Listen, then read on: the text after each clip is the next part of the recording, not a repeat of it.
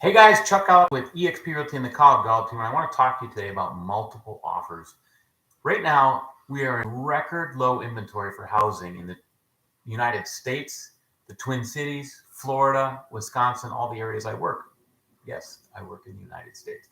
But everything is really competitive. There's 1.7 months inventory nationally, and that is way below the 6 months required to keep a balanced market, which means it's a seller's market. And that means sellers have all the power when you write your offers. So there's a bunch of things you can do to make your offer just a little more attractive to sellers and to give you more of a chance to win, because we have had some listings lately where we had 70 showings in 2 days. We had 20 some offers, and everyone is trying everything they can to get their offer accepted. People are tired, they're beat up, and they just want to get a house before interest rates get even worse. So I want to talk to you about the tools in your tool belt that will help you win in multiple offers, and I'll post this flyer as well. So number one, the biggest thing, obviously, that a seller's looking for in a house is purchase price. No shock there. They want to make the most money. That's not what always wins it, but that's the number one factor. So the higher you go in price, the better.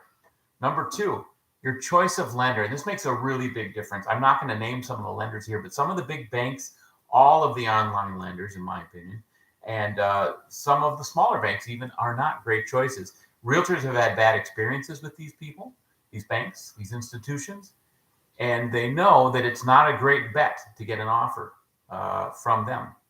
They want to see that when they get a pre-approval letter from a buyer, that buyer is actually pre-approved. They've gone through underwriting. They've had all their taxes and their income and W-2s included. So there are no surprises at the end. We want to make sure that this thing closes, and so does the seller. Number three, the closing date is a really big factor. Maybe the seller already picked out their new house, they know when they're closing, and they have a very specific closing date when they need to close. Sometimes they need a really long close, and they may put that right in the listing. So that's a really important piece of this as well. Earnest money. In the past, we used to say, put down $1,000, put down the 1%, the bare minimum. Right now, if you put down a lot of earnest money, it tells the seller that you have a lot of power in buying, you have a lot of flexibility in terms of having to make up an appraisal difference, and we'll talk about that in a minute. And it also says that you're serious about buying their house because you're willing to put some skin in the game, so to speak. Inspection. We realtors would never advise you in the past not to do an inspection, but guess what? Now is the time where most offers that are winning in deals are not getting inspections done. So when you walk through a house with your realtor, make sure that they're looking at everything. They're running all the appliances. They are checking for leaks. They're checking to make sure everything opens and closes and that everything is there. There's no water intrusion, any of that stuff, because that could come back to bite you later. So do your best to do a pre-inspection, thorough walkthrough of that house. If you're going to write an inspection, you need to limit it to an extent. You can't just say, we're going to ask for every light switch to be fixed. You need to say that you are going to limit your inspection to health and safety items or really big ticket items. Because if 10 offers come in and one of them doesn't have an inspection, that is by far the best bet for a seller. Appraisal gap language. So sometimes, because the price goes so high, the appraisals in the area haven't kept up with the market. So the market doesn't realize that this house is actually worth this right now, which kind of deflates the value of real estate. But in this particular case, you may have written an offer for $320. The house only appraises for $300. The seller wants to see an example, or not an example, see language from you saying that you have the cash, and if the house appraises low, you're going to bring more cash to the deal to make up the difference. So these are the kinds of offers that are winning in this market.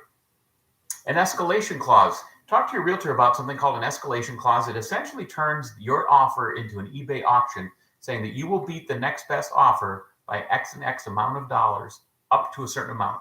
So you might have a ceiling of $320, write your offer for $300, and then say, we will beat the next best offer all the way up to $300,000. It's a way to not leave extra money on the table and make sure that you are still the most competitive, highest priced offer out there. And finally, and one of the most important pieces that gets looked over, is having a connection with the selling agent. Make sure your realtor is talking to them, is having regular conversations, is seeing what you need, what they need, and letting that realtor know that this transaction is going to go smoothly, that it's going to go well, and that you and your agent are easy to work with. And also your lender should be calling that agent as well. So if you don't have a lender who has time on a weekend to call to make sure that they explain that you are fully underwritten and ready to go, you're not working with the right lender. I hope this helps. We have a flyer. I will post this and I will make sure that we pass this out. I'll give it to anyone who needs it, but this is a very handy thing to have in this market.